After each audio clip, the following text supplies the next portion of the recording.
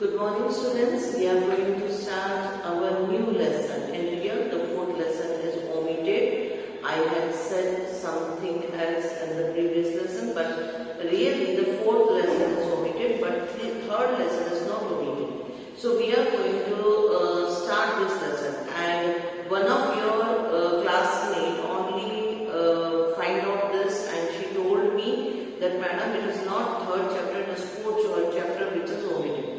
So if you are taking care of your lesson, you can understand what is important and how to every day you have to watch your videos. So okay, we are going to start the poverty as a challenge. Poverty मतलब गरीबी, challenge मतलब चुनौती, ठीक है?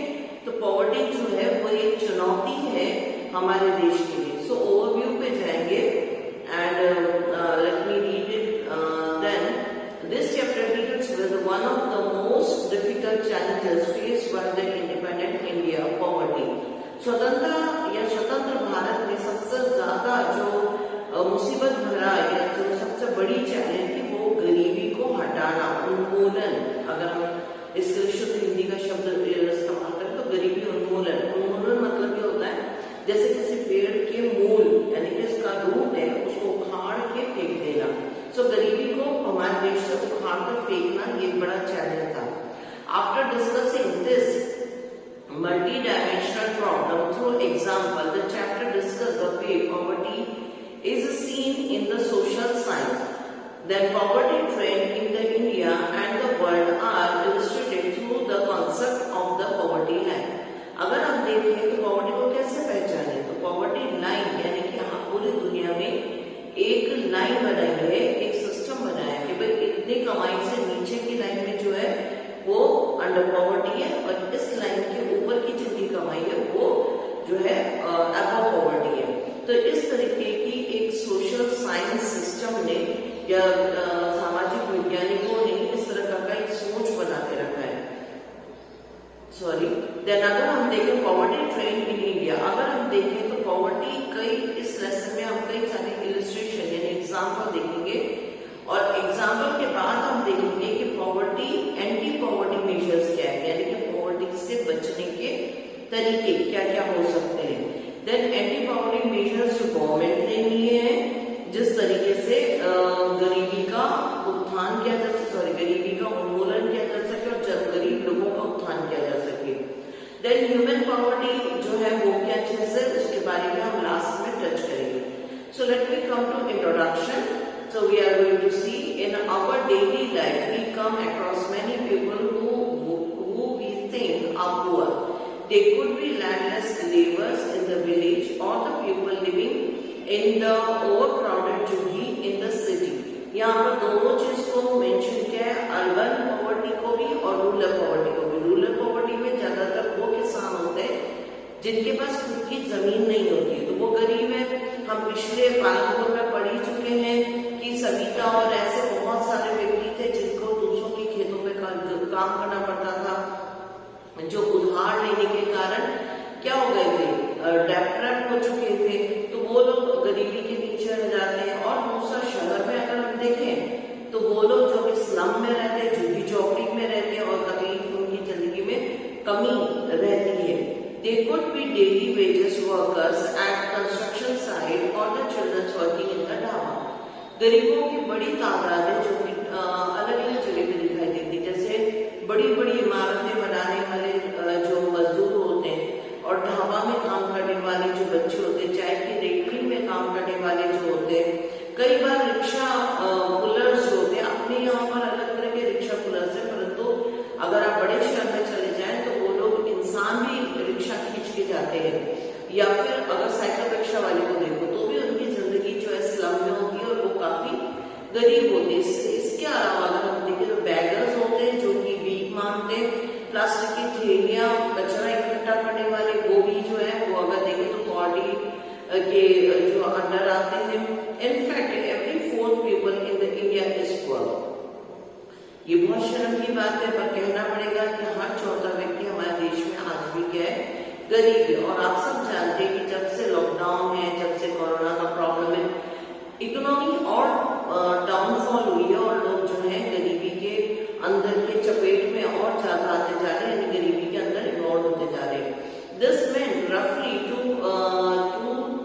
70 million, that is 27 crore people in India live in poverty in 2011 and 12. This also means that India has the last single concentration of the poor in the world.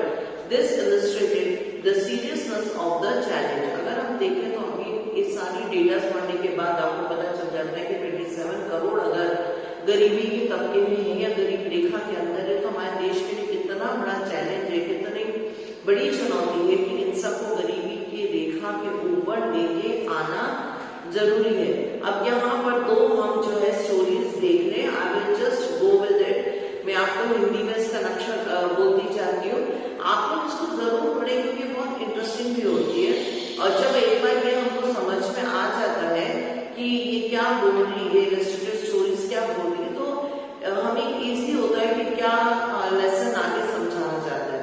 तो दो typical stories है, एक urban case है, दूसरा rural case है। Urban case में रामशरण है, रामशरण के बारे में है। ये जो है 33 इयर्स का है और ये रांची के झारखंड के रांची के इलाके में रहता है। इसका जो महीने की पगार यानी कि कमाई है वो 1500, ठीक है। ये जो इसका परिवार है उसके अंदर करीब करीब अगर हम देखें तो 6 लोग हैं और इसकी पत्नी और 4 बच्चे हैं। 4 बच्चे अलग अलग आयु के हैं। और अगर हम देखें तो ये क्या कह सकते हैं, इसके परिवार के में पिता भी है परंतु गांव के नजदीक जो रामगढ़ है वहां पर रहते हैं। और इसके पिता जो है उनके पास खुद की जमीन नहीं है, वो लैंडलेस लेबर है जो इधर उधर कुछ काम करने की कोशिश करते हैं। रामशरण का एक भाई भी है जो हजारीबाग में रहता है। और अगर हम देखें तो वो एक कमरे में रहता है और जो वहाँ बहुत झुग्गी झोपड़ी वाले इलाके में रहते हैं। और जो अगर हम देखें तो उसकी जो वाइफ है जिसका नाम है संता देवी, ये घर घर जाके बर्तन वगैरह मांझ के 800 रुपये किसी भी तरह से हैंडल करती है। इसका जो बड़ा बेटा है वो भी कोशिश करता है कि जो चाय की ठेले में काम करके 10 साल का बच्चा है और वो 300 रुपये इकट्ठा करता है और इस तरीके से उनकी जिंदगी जीती है, ये चलती है। आप लोगों को सबको डेली उठकर भगवान जी का या गॉड का धन्यवाद देना चाहिए कि you all are having good father and parents, कि वो आपके लिए कम से कम 150 का 1500 तो एक्सपेंसिव कर देते हैं। तो आप लोगों को कितनी खुशी की बात है कि आपकी गरीबी आपके साथ नहीं है या इस गरीबी में आपको तकलीफ नहीं, फिर भी हम कई बार हाय तौबा मचाते हैं और पेरेंट्स को ब्लेम करते हैं कि आप हमें वो सब चीज नहीं दे रहे। Better start to thank them कि जो भी उन्होंने दिया वो काफी है आपके लिए और उसे आपको सोचना चाहिए ना। रूरल केस में आ जाते हैं तो रूरल केस में अगर हम देखें तो लखन सिंह की कहानी है। लखन सिंह एक छोटे से गांव में उत्तर प्रदेश के मेरठ एरिया में है। ये अजीबोगरीब काम करते हैं, मतलब जो काम इन्हें मिल जाए वही कर लेते हैं ताकि जिंदगी जी जा सके।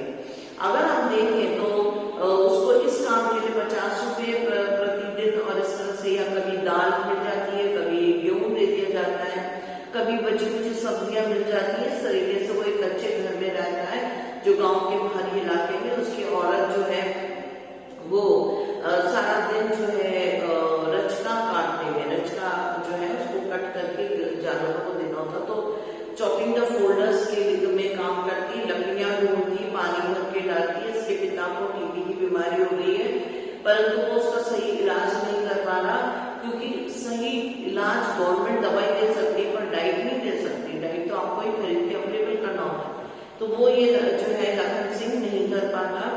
अगर हम देखें तो उसकी जो वो 10 साल से उसने कमाना शुरू किया परंतु आज वो इस स्टैंडर्ड में नहीं पहुंचा कि वो डेली सोप यानी कि साबुन का इस्तेमाल कर सके।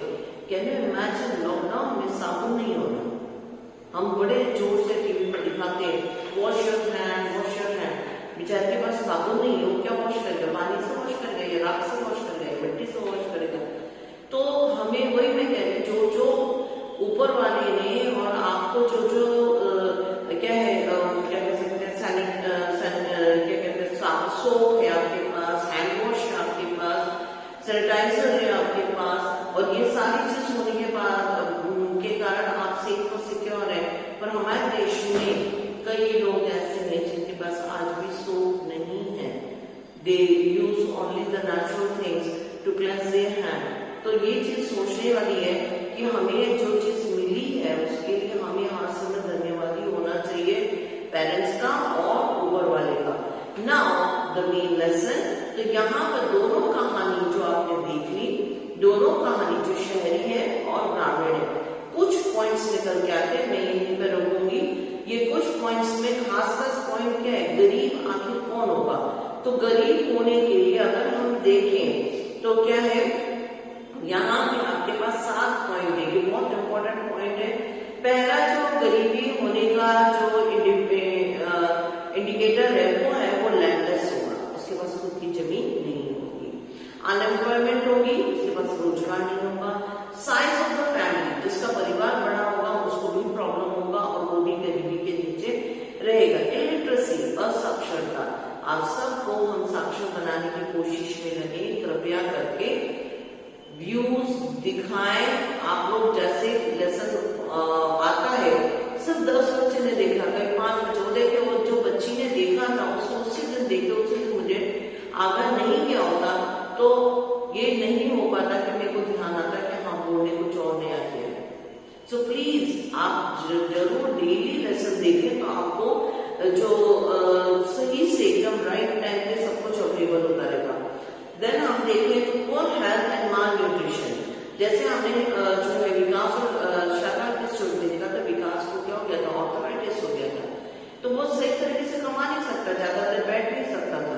तो अगर पुअर हेल्थ है और अगर माल न्यूट्रिशन शरीर से कमजोर है तो वो भी ठीक से कमा नहीं पाएगा।